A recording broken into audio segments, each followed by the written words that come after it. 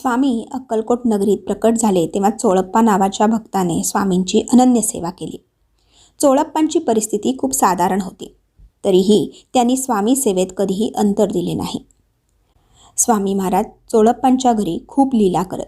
घरात कधी चुलीत पाणी ओतत, कधी सर्वांना बाहेर हाकलून देत आणि घराचे दरवाजे लावून घेत. घरातील अन्नधान्य गाईला खाऊ घालत, परंतु चोळप्पा अगदी भक्तिभावाने ते सहन करत असत.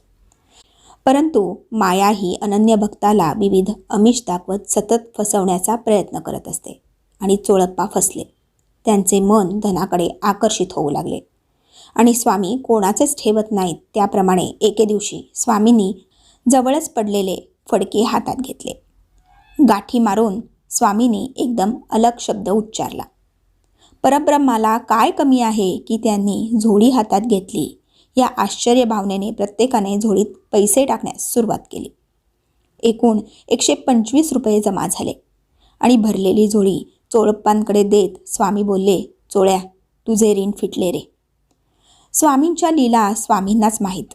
त्यानंतर काही दिवसातच चोळप्पा आणि सुंदराबाई यांची तेथून हकालपट्टी झाली आणि त्यानंतर एक कारकून आणि 3 शिपाई मिळून जे उत्पन्न येईल ते पंचांनी पाहावे आणि त्याचा योग्य खर्च करावा असा बंदोबस्त सरकारातून करण्यात आला.